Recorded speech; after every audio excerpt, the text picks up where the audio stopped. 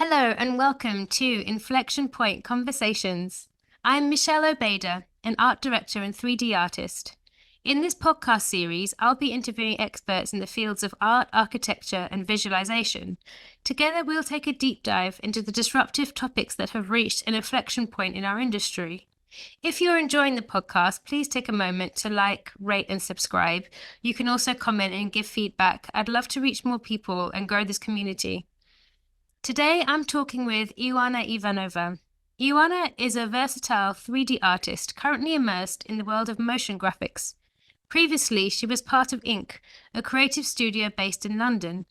In 2022, she ventured into freelancing, collaborating with a diverse range of clients, including her ongoing involvement with Lotus. Ioanna's enthusiasm for CGI led her to actively engage with major CGI organizations in London, such as London ACM-SIGGRAPH and 3D London, where she takes on the roles of organizing and hosting global events. Balancing client projects and volunteer work, Ioanna consistently embraces challenges, exploring avenues to enhance both her personal and professional skills. Her latest endeavor involves delving into the world of photography. Welcome, Ioanna.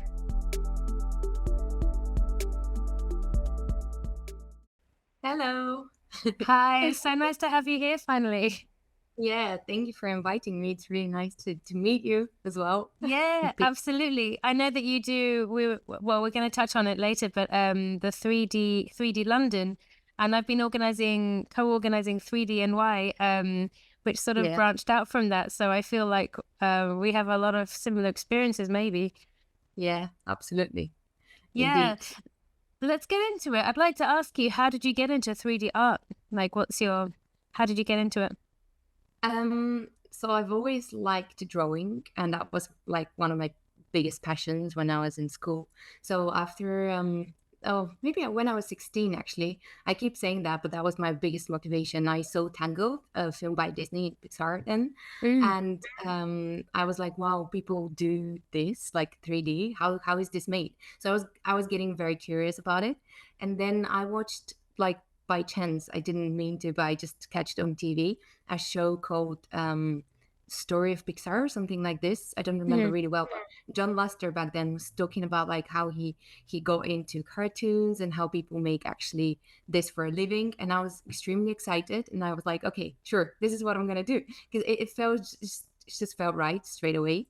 And then I started researching, how is this made, how can I do that, where do I go with this. And I ended up wanting to just go to London and the UK actually. So yeah, I went to Bournemouth, studied computer animation there, and Nice. graduated successfully. And yeah, that Yeah. kind of led to my 3D career. Amazing. And where did you grow up? You're from Bulgaria, Sofia? Yeah, yeah, Yeah, Sophia. Yeah, yeah, I great. did. And then so you studied in Bournemouth. Was it CG animation? Yeah, Feature computer animation? animation, visual effect. No, computer animation visualization or something like that. It was, Yeah. but the course changed its name right now. But yeah, it was something with computer animation, and we were drawing and doing like all sorts of exploring 3D and all the pipeline and everything. So you could have basically choose from what you want to do, or they want to specialize or not. So it Yeah. was really cool for someone That's that really has never. useful. Yeah, exactly. And Yeah. for someone And then who's never used the tablet before, it was like, wow, yeah. amazing.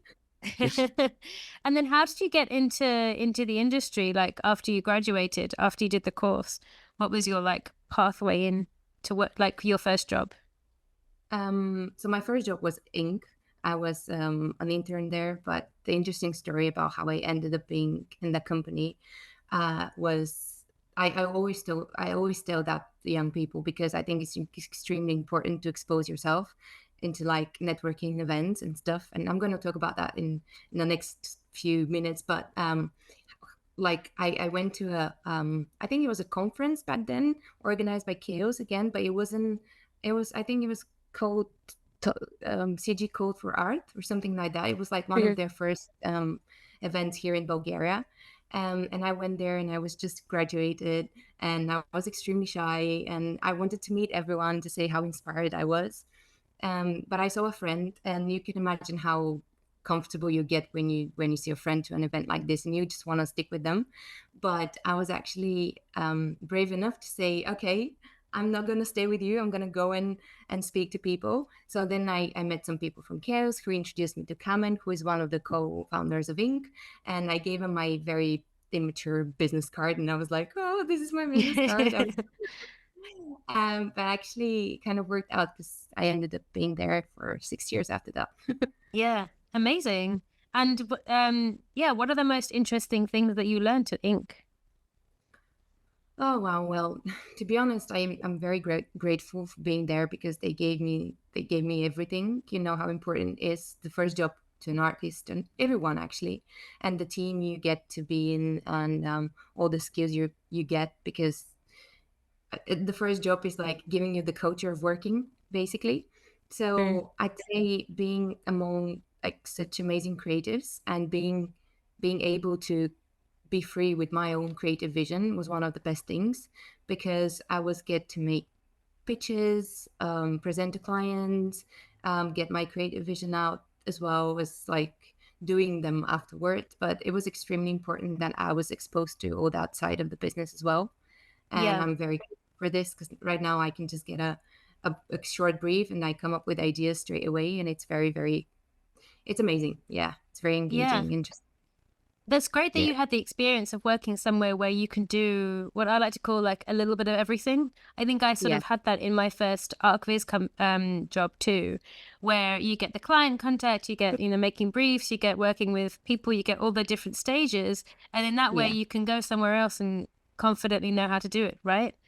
Yeah, exactly. That's That's the thing. amazing.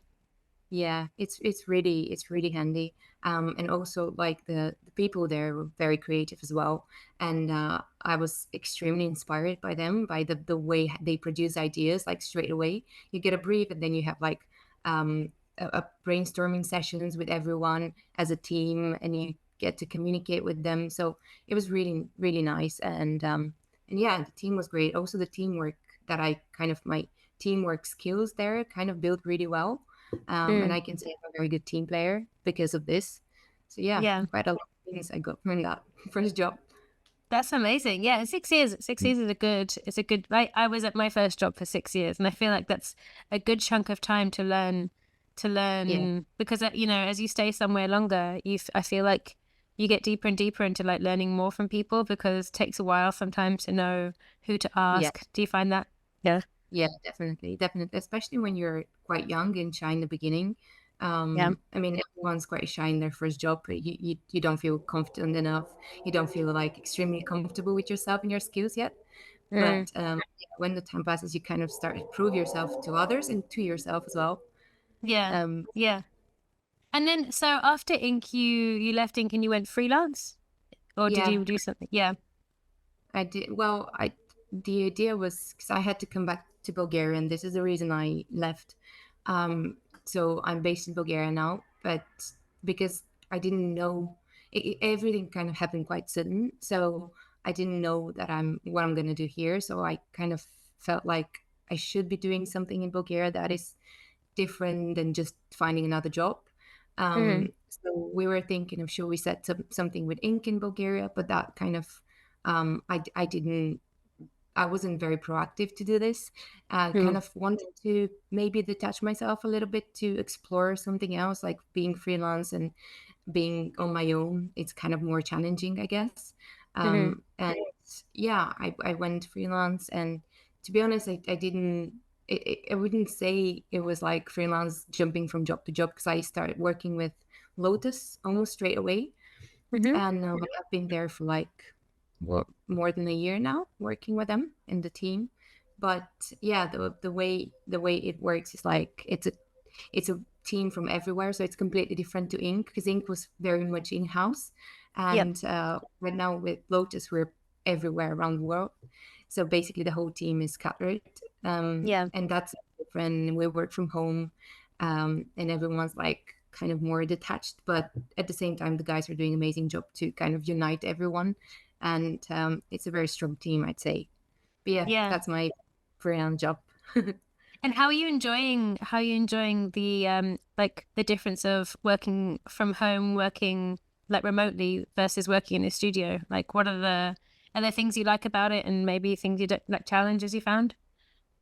Um, I'm very sociable person. I need to have people around me to be like Energy. energized.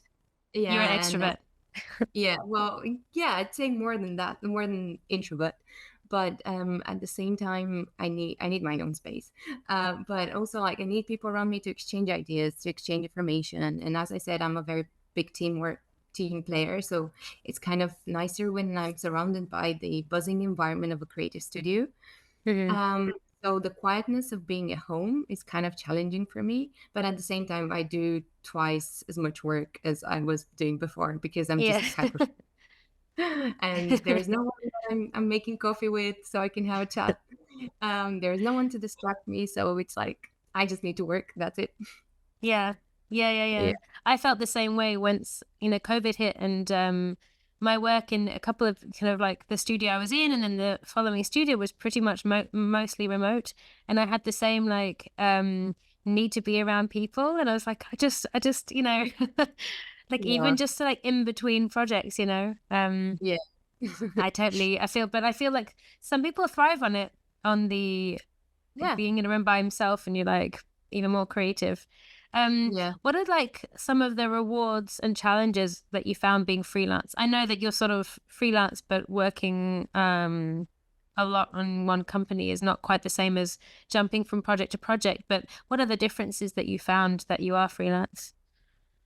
I guess it's a bit more, there is a bit more freedom, I'd say, Hmm. to, because I work on most of the projects I work on, I work by myself. Like I come up with, I mainly work with one part of the company, and they give me like short briefs, and I can explore my own creativity. So I get, and this is it's linked to the previous questions of what I got from being creative and working with briefs and being a bit more flexible and getting ideas straight away. So I'm kind of I've taken all that skills I have and now I'm implementing it, working with them because I receive briefs and I suggest ideas and I'm sort of hands on the creative, which I really love. And then I get to execute what I've imagined as well, which is really interesting. And this is because when you work in a studio, when you work in a team, you get to do one or two tasks. It's never that you do the whole project by yourself. Whereas Yeah, now it's more like I'm responsible for everything. And if something doesn't work, it's me. So I yeah, need to like, rely on myself. But that I think this is really important because it makes me I think it makes me a stronger artist overall. And even if I'm not like specialized in one thing and I'm the best at it, I know that I can handle like everything that's been given to me, and yeah, it does build me up yeah. like this I'd say. Yeah. I was gonna say, does it build your confidence having like done all the different things that you feel like next time someone Yeah. asks you, like, yeah, I've done that. Yeah, yeah, definitely. Yeah. And the briefs are different every time. So even if it is from the same company, it does engage with different aspects from the different features that we want to showcase or different aspects of the cars. So it's kind of yeah, it is different and it is kind of versatile job, I'd say. Yeah. Do you think you'd ever Yeah, want to start your own studio? Would that yeah, ever that's interest you? definitely. Yeah. I'm a starter. Like I get to start things easy, then I finish them. So it's Yeah. like I always want to start something and I want to work with people. So my kind of long-term plan is this to kind of do something on my own. Yeah. And currently I'm trying to build like some sort of network to know people here, know people in the UK. And yeah, yeah, I have ideas for sure. I have a vision. It just needs a bit of time to, Yeah. get developed. But yeah, definitely on the Yeah. schedule for this. I wanted to ask you if you would ever go back to working full time in a studio, but I don't know if that's on the opposite end of that spectrum. Yeah, no, no, just mine. Only if it's Yeah. my studio. I think so. Like, you never know what will come. Because when I was working before, I was telling myself I would never go freelance or I'd never work for a car company, and I ended up doing both. So you never know. Yeah, it's quite good not to be. I mean, it's good that like it's good that you had a vision, but it's good that you didn't like feel chained to it. You know, if you change your Yeah. mind, like it's good to be able to change your mind, right? Yeah, absolutely. You need to be able to see the opportunities that come your way. It's not it's not only about like, oh, I have this specific vision and I'm just going to follow it. You take away things from different situations, and I believe we need to be flexible and saying, being enthusiastic, getting into Yeah, things in a way, yeah, where you can get something out of this and help people, and you know, and this is yeah. why I do all the volunteering stuff as well, because most of the time it's very challenging to do stuff outside work, but you have a mission. Yeah, tell Yeah, me about that. So you co-organize 3D London, yeah. which is like where 3DNY branched off from, which I've talked about here in the podcast before. And so it's a large community that meets up once a month. It started off about ArcViz. I think that one's grown into like other kind Yeah. of CGI art. Yeah, tell me about your experience with that and what you like about that. Mhm. Um, that's to be honest, I'm so attached to Trade London now. It's one of the best things that ever happened to me because the people I met there are amazing.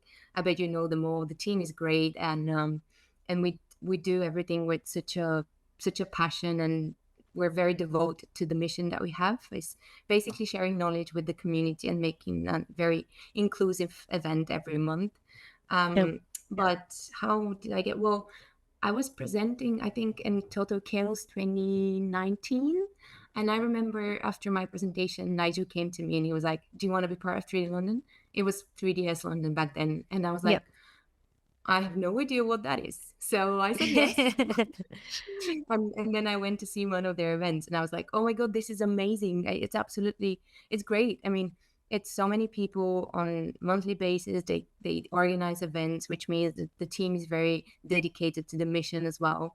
And I've always wanted to be part of something like this. And yeah, I said, yes, I'm going to help you.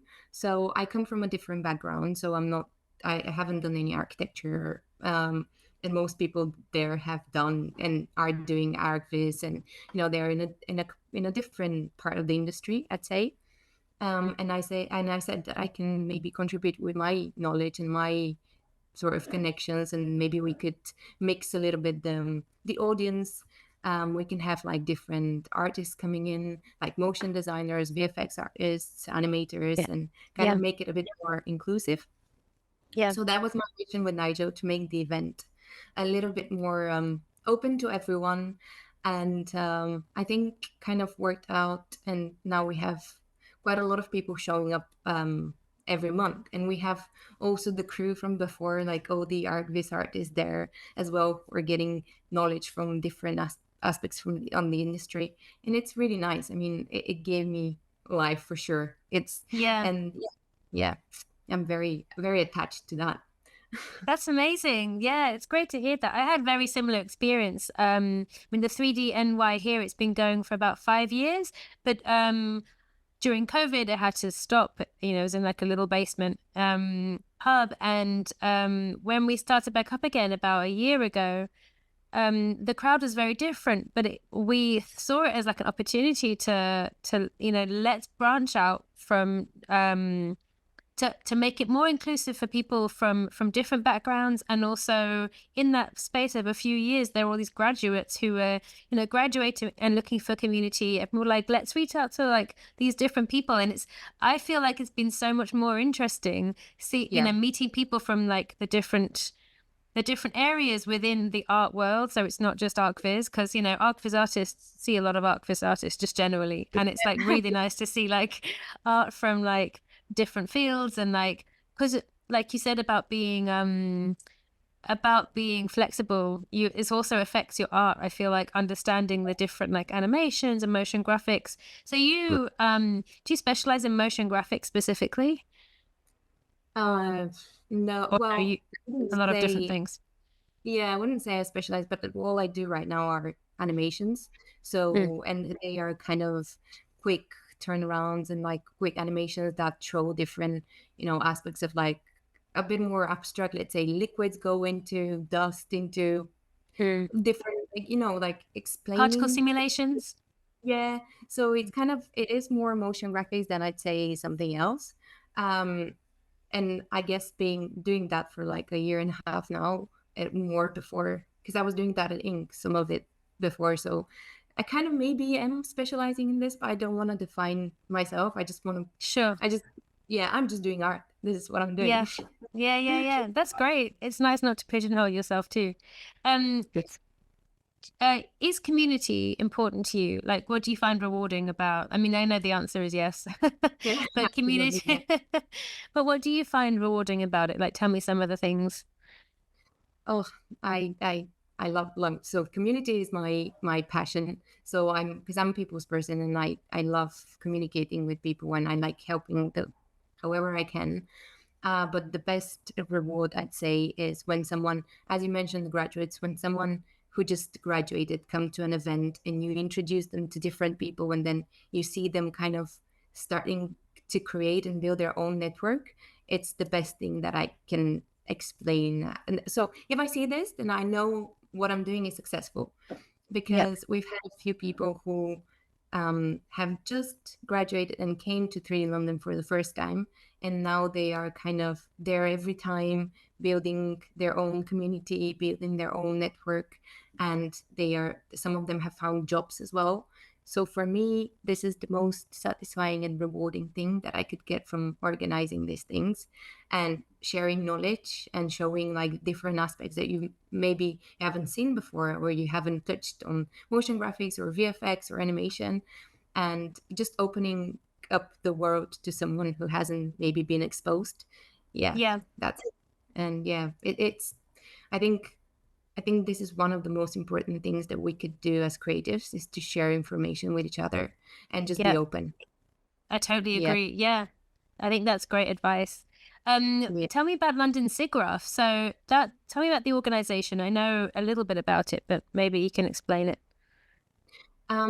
So London SIGGRAPH is a chapter of the main SIGGRAPH, but we're kind of independent as well.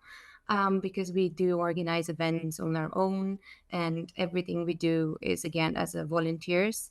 So we do mostly VFX and feature animation events. So it's more like it's bigger sort of things. Whereas in Trade in London, we focus on like a smaller individuals. And in SIGGRAPH, we do like big company like DNEC and MPC and Mhm. Blue Zoo, like big studios work. Um, and it's again a certain board members that we kind of get together and think of like events that we could do, conferences that we can organize. We have monthly or bi-monthly events like Bring Your Own Animation, which is basically you get a few professionals in a pub, and if you're a student or graduate or a young professional, you go there with your portfolio or show reel and you show them, you Yeah. receive feedback. So it's kind of very That's cool. interactive. That's really nice. And then we have drink and draw where we get together in a pub and then we drink and draw. Yep. And then last year we organized a 3 days conference called Rainbow Conference, which Mhm. was basically like a big conference that you could go to after work hours and you get to see the hottest things in the VFX and animation industry. Mm. And it was quite successful. It was like packed for the whole 3 days were really packed. And yeah, we try to deliver as much as we can to mainly the young professional and students. Yep. That's the focus. So it's a bit different than 3D London, but it's again similar. It's for the community. This is what Yeah. we do.